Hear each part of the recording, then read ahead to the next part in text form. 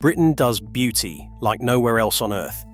Sea cliffs dropping 1,000 feet into grey Atlantic water. Monastery gardens where the silence is so complete you can hear the bees. But scattered across these islands are places where the beauty comes with a locked gate. Places where the government, the military, or the simple passage of time has decided that you are not welcome. These are 15 of the most beautiful places in Britain that you are not allowed to visit. And by the time we reach number 15, you may find yourself questioning who this country truly belongs to. Hey, before we get into it, if you love looking back at the good old days of Britain, go check out my mate Albert over at Albert's Old Britain. Trust me, he is bringing back memories you didn't even know you had. We begin with something everyone knows, but nobody thinks about carefully enough. Stonehenge in Wiltshire, the most famous prehistoric monument in Europe. 5,000 years old, older than the pyramids at Giza. You have seen it on postcards and television your entire life. What you may not realize is that you are no longer allowed to walk among the stones. The last time the general public could touch them during a standard visit was 1977. Since then, access has been limited to a roped path that loops the monument at a respectful distance. The reasons are familiar. Erosion, vandalism, visitors chipping off pieces as souvenirs. Special access visits exist for solstice mornings and private bookings, which creates an uncomfortable arrangement. Those who can afford the inner circle get to stand among the stones. Everyone else orbits at a distance, experiencing the most important prehistoric site in Britain like a painting in a gallery. Look, but do not touch. 5,000 years these stones have stood. They survived ice and wind and centuries of neglect. Now they are protected from the one species that put them there. From the ancient to the sacred. Caldey Island sits off the Pembrokeshire coast, a short boat ride from Tenby. Cistercian monks have lived on Caldey since 1929. The island is open to visitors on a seasonal basis. You can visit the village. You can buy chocolate made by the monks. You can purchase perfume distilled from the island's own lavender. What you cannot do is enter the monastery itself. The monks' quarters, the chapel, the spiritual heart of the island are closed entirely. No exceptions. The island sits along some of the most beautiful coastline in Wales. Wildflowers cover the cliff paths. The ruins of a medieval priory stand alongside the working monastery. And from within those walls, the monks produce sweetness and fragrance that travels the world. From a place that almost nobody can fully see. An island that exports beauty while keeping its silence entirely to itself. Now we move from spiritual restriction to natural restriction. Some gates are locked by faith, others are locked by RSPB. Brownsea Island in Poole Harbour is famous as the birthplace of the Scout movement. Robert Baden-Powell held his first experimental camp there in 1907. The island is owned by the National Trust and it is accessible by boat, but the Northern Lagoon and the surrounding heathland are a closed nature reserve managed by the Dorset Wildlife Trust. No public access. The island is home to one of England's last remaining populations of red squirrels. Rare wading birds nest around the lagoon. Seeker deer move through the ancient woodland. You can stand at the boundary fence and hear the bird life you will never get close to. Brownsea was abandoned by its human owners in the mid-20th century and left entirely to nature for decades. The wildlife thrived. It thrived specifically because humans left. Our absence is the conservation strategy. The lesson is uncomfortable, but clear. The island is at its most beautiful precisely because we are not there. From island nature reserves to the corridors of power. Literally, underground. Everyone knows about the Churchill War Rooms beneath Whitehall in central London. The museum draws hundreds of thousands of visitors every year. Churchill is a name people immediately recognise. What most visitors do not know is that there are additional sections still sealed off from the public. Beneath central London runs an enormous network of secret tunnels connecting government buildings. They were created during the Second World War and expanded throughout the Cold War. Entire underground telephone exchanges, dormitories, and command centres exist beneath streets that tourists walk every single day. Many of those rooms once housed central command functions. The sections that remain closed are still restricted decades after the war ended. Some believe classified material the government would rather not reveal still sits behind those locked doors. The London Underground shows one network beneath the city. The government has another. The most visited city in Britain, built on top of rooms that nobody is allowed to visit. We travel now to the Suffolk coast, where the secrets were tested not underground, but in the open air. Orford Ness is a shingle spit stretching along the coast south of Aldeburgh. From 1913, the Ministry of Defence used it as a military test site. It was closely guarded for decades. Some of the most important experiments in British military history took place here. Radar was pioneered on this desolate strip of land. Between 1953 and 1966, 6 large concrete structures were built to test components of the atomic bomb. These structures are called pagodas. They are visible from the mainland, bizarre, squat, brutalist shapes sitting on the shingle like something from another world. The whole area was shrouded in secrecy under the Official Secrets Act until as recently as the 1980s. In June 1955, a dummy Blue Danube nuclear weapon was dropped from a Vickers Valiant bomber over Orford Ness. This was the first such drop test in British history. The National Trust now owns the site, but access is strictly controlled.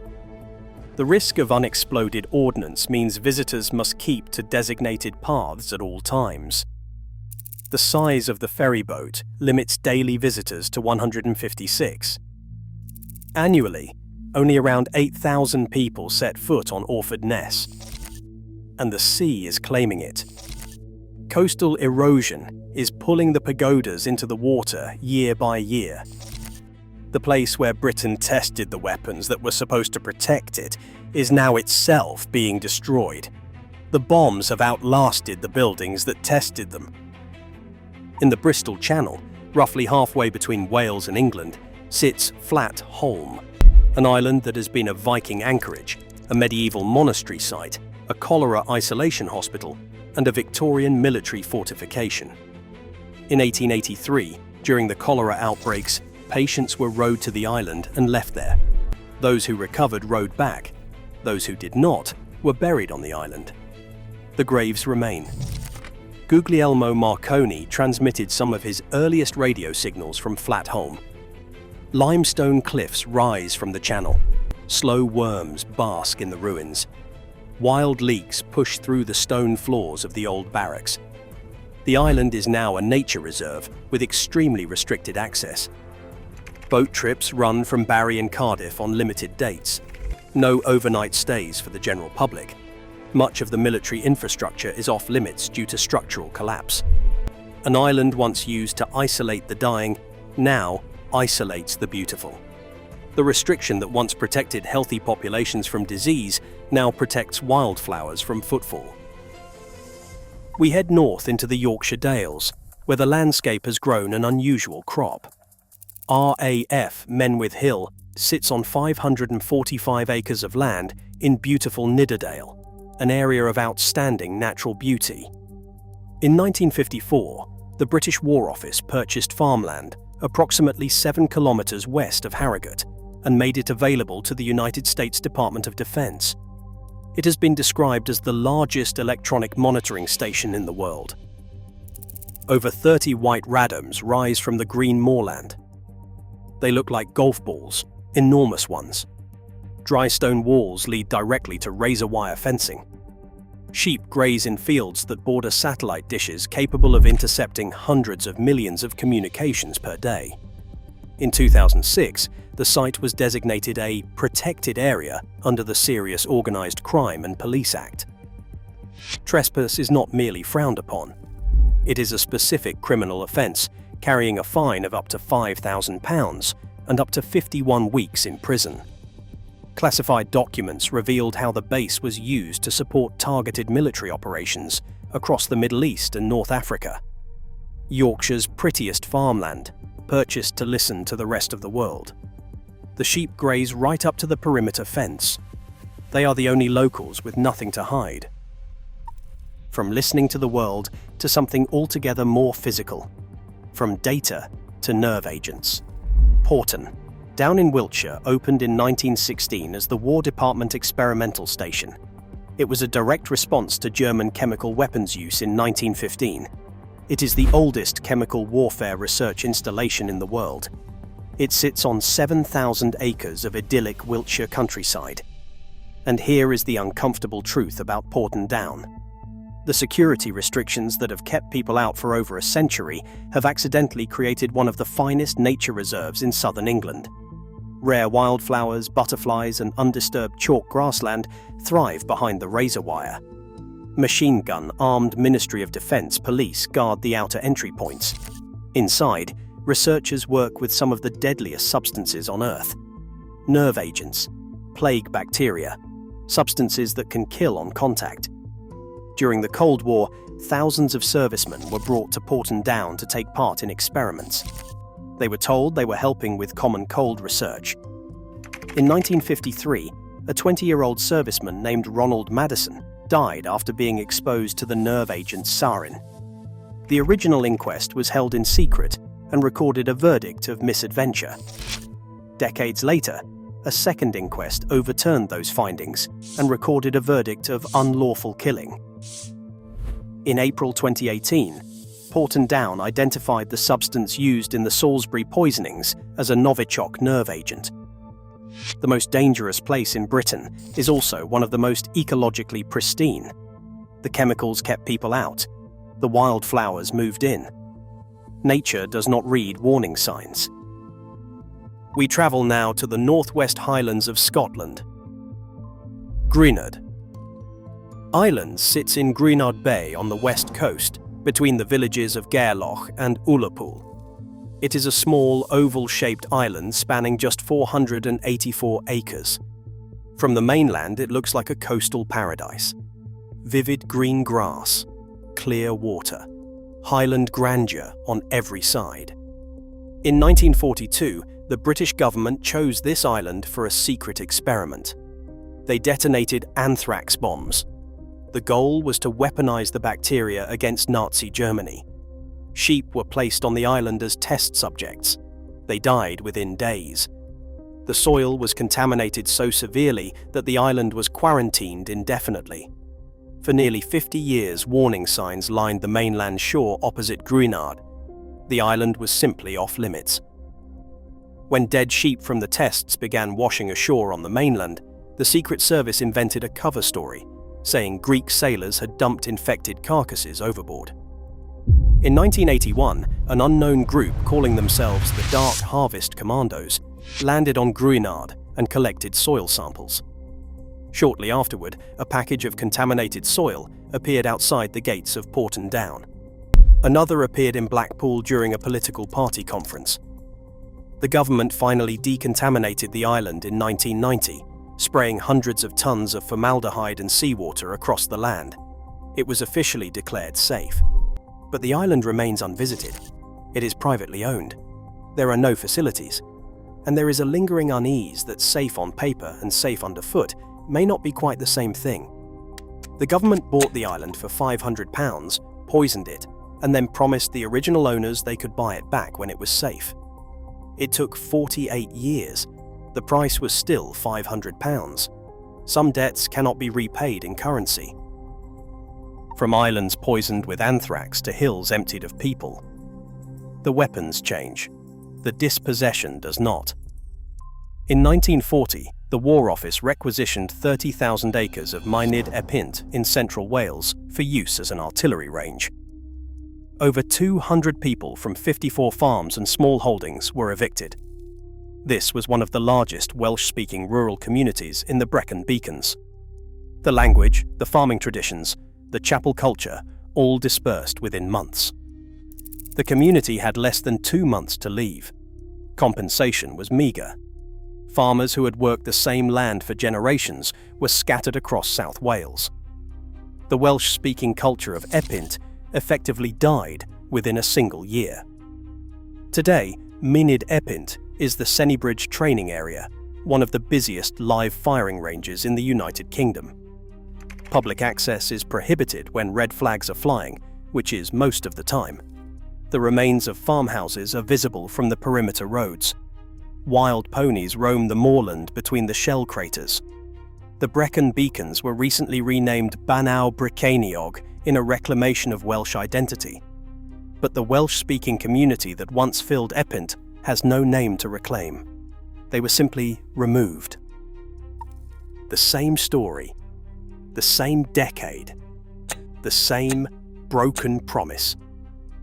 Imber sits on Salisbury Plain in Wiltshire. It is recorded in the Domesday Book of 1086. People had lived there for nearly 1,000 years. On the 1st of November 1943, the villagers were called to a meeting in the schoolroom and given 47 days to leave. American troops needed the village for training exercises in preparation for the invasion of Europe. The residents were promised they could return when the war ended. The war ended over 80 years ago. They never went back. The Church of St. Giles still stands, maintained by volunteers. Everything else is a shell. Council houses with empty windows, farm buildings missing their roofs, a pub sign with no pub behind it. The village is used for urban warfare training. Bullet holes pock every wall. The Ministry of Defence is required to open the village to the public on a limited number of days each year. In the late 2010s, those open days were reduced to just 3 because of trespassing. In 1961, a rally was organised to demand the villagers be allowed to return. Over 2,000 people attended, including many former residents. A public inquiry was held. It found in favour of continued military use. The population of the parish was recorded as 0. It still is. The war they were asked to help win ended 80 years ago. The village they were promised they could return to now has bullet holes in every wall. Imber did not fall to the enemy. It fell to its own government. The same story again, only this time they left a message. Tyneham in Dorset. In December 1943, 225 residents were ordered to leave. The village and 7,500 acres of surrounding heathland were requisitioned for D-Day firing practice. This was supposed to be temporary. On the church door, the last person to leave pinned a handwritten note. It asked that the church and houses be treated with care. It said they had given up their homes, where many of them had lived for generations, to help win the war and to keep men free. It said they would return one day, and it asked that the village be treated kindly. They did not return. In 1948, the army placed a compulsory purchase order. The schoolhouse still has faded names above the coat pegs. The red telephone box still stands on the lane. Warbarrow Bay on the Jurassic coast gleams below the village. Entering Tyneham feels like walking into a past that simply stopped. Stone cottages worn by age, birdsong and wildflowers filling the valley. The last surviving resident of Tyneham, Peter Wellman, died at the age of 100 in May 2025. Some of the older residents who were displaced never recovered. The upheaval was too much for them. They pined. They died earlier than they might have, torn up by their roots in the cold and the wet of that wartime winter. They asked us to treat the village kindly. We shelled it for 80 years, and we still call it a ghost village, as though the haunting were the ghost's idea. From villages shelled to a village submerged. Some places are taken by force, others are simply erased. In 1957, Liverpool Corporation obtained parliamentary approval to flood the Tryweryn Valley in North Wales and create a reservoir called Llyn Celyn. 67 residents of Capel Celyn were displaced. A post office, a school, a chapel, and 12 farms were demolished. graves were exhumed and the bodies relocated. The valley was flooded in 1965. Every single Welsh Member of Parliament voted against the bill. It passed anyway, carried by English votes. The reservoir today sits still and grey-blue, surrounded by hills. Beautiful in the way that water is always beautiful. But during dry summers, when levels drop, the stone walls and foundations of Capel Celyn emerge from the waterline. The ghost of the village surfaces. Cofeuch Tryweryn. Remember Tryweryn. Those words are painted on walls across Wales to this day. The graffiti has been vandalised and repainted so many times that protecting it has itself become an act of cultural defiance. You cannot visit Capel Celyn. It does not exist. You can visit Llyn Celyn Reservoir. You can stand on the dam. You can drink the water. That is all that remains. Liverpool got its water. Wales got a grievance that burns 60 years later. When the reservoir drops in a drought and the stone walls emerge, nobody in Liverpool notices. Everyone in Wales does. From a drowned village to a rock that rises from the deep. From communities denied their land to a land that denies all communities. Rock All is an uninhabitable granite islet in the North Atlantic Ocean, 301 kilometres west of St Kilda in Scotland. It stands roughly 17 metres high and measures about 25 metres across at its widest point. The surface area is around 784 square metres. Waves 29 metres high have been recorded just east of it, the largest ever measured by scientific instruments in the open ocean. On the 18th of September 1955, 2 Royal Marines and a civilian naturalist climbed onto the rock, raised a Union flag, and cemented a plaque to its surface. It was the final territorial expansion of the British Empire. 4 nations have at various times claimed interests in Rockall: Britain, Ireland, Iceland, and Denmark through the Faroe Islands. None maintains a permanent presence. None can. The Guinness World Record for the longest continuous occupation of Rockall stands at 45 days. In 1997, Greenpeace activists seized the rock to protest against oil exploration. They renamed it Waveland and issued over 15,000 passports for their new nation. Lack of funds forced them off by 1999. 4 countries argue over who owns 17 meters of granite in the middle of the Atlantic. Nobody lives there. Nobody can. The seabirds are unaware of the dispute. 40 miles west of the Outer Hebrides, the most remote part of the British Isles, St Kilda, an archipelago of sea stacks and sheer cliffs dropping 1,000 feet into the Atlantic, the highest sea cliffs in Britain. A place of such savage beauty that UNESCO gave it World Heritage status for both its natural and cultural significance. One of only a handful of places on Earth to hold that dual designation. A community lived on the main island of Heazell for thousands of years. They survived by harvesting seabirds from the cliff faces, storing them in small stone structures called cleats that dot the hillsides by the hundreds. They kept sheep, they fished, they endured winters that could cut them off from the mainland for months at a time. But survival grew harder with each generation. The 8-day sickness killed most newborn babies. It was likely tetanus, caused by the traditional practice of treating umbilical cords with fulmar oil. A phenomenon called the boat cold struck virtually every islander whenever a ship arrived from the mainland. Their immune systems had no exposure to common infections. By the early 20th century, the population had fallen to barely 3 dozen. On the 29th of August 1930, the remaining 36 residents requested an evacuation. They could no longer sustain their community. On the morning they left, each islander placed a Bible and a small pile of oats on their kitchen table, an old tradition to bless the home for whoever might come next. Then they locked their doors, walked to the jetty, and sailed away. Nobody came next. The Ministry of Defence operates a tracking station on Heazell now, staffed by contractors who rotate in and out. The stone village street is empty. The church stands roofless. The cleats remain, hundreds of them, scattered across hillsides where the wind has not stopped in 1,000 years. Visits are possible but rare. expensive boat charters from the Outer Hebrides, entirely dependent on weather, with no guaranteed landing. Most people in Britain will never see St Kilda. The oats are gone. The houses stand. The cliffs remain. The wind has not stopped. But the tables are empty, the doors are locked, and nobody is coming home. And don't forget, if you want a proper trip down memory lane, my mate Albert over at Albert's Old Britain has got you covered. Go show him some love.